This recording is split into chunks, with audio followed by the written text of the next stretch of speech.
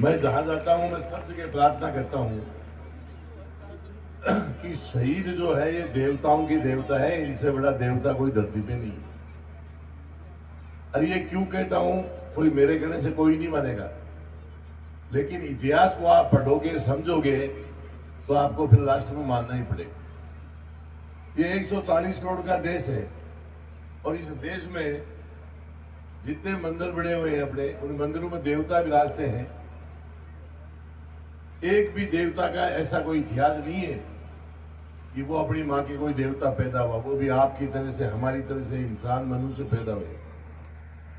लेकिन उनको देवताओं के रूप में इसलिए पूजते हैं, मानते हैं कि जब जब कोई हिंदुस्तान की धरती पे परेशानी आई तो उस जमाने में उन लोगों ने देश हित में काम किया, देश हित में वातावरण बनाया, इसलिए आज उनको अपन देवताओं के रूप में पूजते हैं, मानते हैं।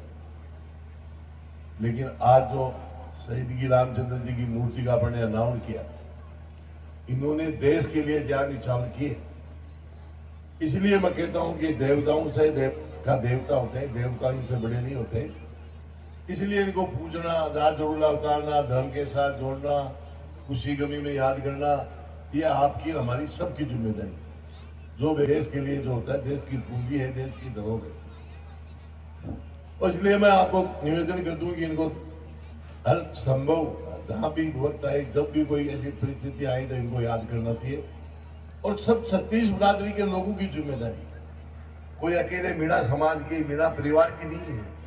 जो व्यक्ति देश के लिए सिर्फ होता है शहीद, सबकी जिम्मेदारी है जो इस धरती पे रहते हैं, चाहे वो कोई भी बिरादरी का हो। तो ये मेरी सबको हाथ जोड़ के प्रार्थना है। और मैं माता बहने बेटी हमारी पीछे आपको एक निवेदन कर रहा हूं, हाथ जोड़ करके, कभी भी कोई गाय भैंस छोटी मोटी बकरी हो जाए, बीमार हो जाए, कोई दूध नहीं दे, तो एक बार एक नारियल जाके हम घर पे रख लेना और मन में तय करना कि हमारी ये ठीक हो जाएगी, दूध देगी, तो हम जाके वो नारियल शहीद के चढ़ाएंगे। आपको फायदा मिले तो चढ़ाना, नहीं मत चढ़ाना। मैं गारंटी से कह रहा हूं, इस मंच के माध्यम से आप प्रयास करके देखना, आपको बहुत फायदा मिलेगा। और यही नहीं, इधर बच्चे बैठे हैं, इनके अभिभावक है, उनको भी प्रार्थना कर रहा हूं, बच्चे आप भी सुन रहे हैं। आजकल के बच्चे बहुत बढ़िया नंबर ले रहे हैं, लेकिन सबको पता है कि धीरे धीरे अपने जो संस्कार है वो भी खोते जा रहे हैं। तो सब माँ बाप की जिम्मेदारी है। और ये जो बात आपके बीच में रख रहा हूं, इससे बहुत बड़ा फायदा उठाया जा सकता है।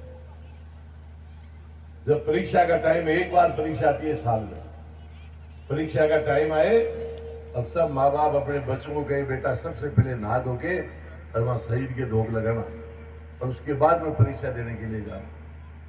जो बच्चा आकर के शहीद के धोख लगाएगा, उसका अंदर से ये हृदय परिवर्तन होगा। और जिस बच्चे का हृदय परिवर्तन होगा, उसका ऑटोमेटिक माइंड वॉश होगा। अब जिस बच्चे का माइंड वॉश हो, उस टाइम पे वो पेपर देगा, परीक्षा लिखेगा, तो 65% वाले के 95% नंबर आएंगे, चाहे आप प्रयास करके देखिए। तो ये इस प्रकार के प्रयास भी अपन को करना चाहिए। और आपको सब मौजूद आदमी बैठे हैं, सरपंच साहब यहाँ मंच पे बैठे हैं, मैं आपको सबको प्रार्थना कर रहा हूं कि आपको सबको एक दरी पे बैठ के तय करना चाहिए, सब 36 बिरादरी के लोगों के साथ बैठ के, कि यहाँ आस पास में जितने भी लोग रहते हैं, कभी कोई यहाँ से बारात छड़े तो सबसे पहले दूल्हा यहाँ धोख लगा के उसके बाद में आगे बारात निकलेगा। और यही नहीं, अपन दुल्हन लेके आए तो घर में प्रवेश करने से पहले यहाँ आशीर्वाद दें, उसके बाद में घर में प्रवेश करें। इस प्रकार से इनको धर्म के साथ जोड़ना चाहिए। और धर्म के साथ क्यों जोड़ना चाहिए, उसका एक छोटा सा उदाहरण आपके बीच में दे रहा हूं। आज के 1400 साल पहले पूरे विश्व में कहीं भी कोई निवाज जानता नहीं था कि निवाज क्या होती है। जो मोहम्मदन भाई पढ़ते हैं ना बड़े निवाज, इसको कोई जानता भी नहीं। लेकिन इनके बुजुर्ग जो होशियार थे, रणमास थे, उस जमाना में इस योगा को हाई चेक करके और निवाज का नाम दे दिया। और उन्होंने पूरे विश्व में अपने समाज को समझाने में कामयाब हो गए। ये 5 वक्त की निवाज अदा करना, पढ़ना अपना धर्म है, धर्म के साथ जोड़ा, इसलिए आज पूरे विश्व में कामयाब हो गए। और इसकी बात बता दूं, इस देश में ये आंकड़ों की बात बता रहा हूं, ना की भाषण दे रहा हूं। इस देश में जितने हिंदू रहते हैं, जितने अपने मोहम्मदन भाई रहते हैं, जितनी जनसंख्या हिंदुओं की है, उसके मुताबिक बीमार होकर जो लोग हॉस्पिटल में भर्ती होते हैं, चाहे वो प्राइवेट हो चाहे सरकारी हो, उसका सरकार के पास आंकड़ा होता है। तो होना चाहिए, उसे ज्यादा जाते हैं, बीमार हिंदू ज्यादा होते हैं, हॉस्पिटल में भर्ती ज्यादा होते हैं। जबकि हिंदू सबको पता है कि ज्यादातर गांव में रहते हैं, अपने देश में देसी खाना खाते हैं, खुली आब हवा मिलती है, बीमार होने का कोई कारण ही नहीं पड़ता। लेकिन उसके बावजूद भी वो बीमार क्यों होते हैं, उसका उदाहरण भी सुन लीजिए। अपने मोहम्मदन भाई है, उनकी जनसंख्या जो है इस देश में, उसके मुताबिक बीमार होकर हॉस्पिटल में उनको भर्ती होना चाहिए, उससे कम जाते हैं, बीमार कम होते हैं। जबकि सबको पता है कि वो ज्यादातर शहरों में रहते हैं, कंजेस्टेड एरिया होता है, खाना खाते हैं, वो मुझे बताने की जरूरत नहीं, सबको पता है। तो कायदा से तो उनको ज्यादा बीमार होना चाहिए, लेकिन ये जस्ट उल्टा हो रहा है। ये उल्टा इसलिए हो रहा है कि 5 वक्त की नमाज जो पढ़ते हैं, एक रामदेव बाबा का आस्था चैनल आता है, आप देखते हो तो बहुत बढ़िया, एक बार देखना, और एक नमाज पढ़ने वाले व्यक्ति को बारीकी से देखना। जो आज जो चैनल में मैं रामदेव बाबा का आधी घंटा सुबह को योगा कर ले, पसीना निकाल ले एक बार, तो भगवान चाहे 80 साल लेके 100 साल पहले नहीं जाएगा।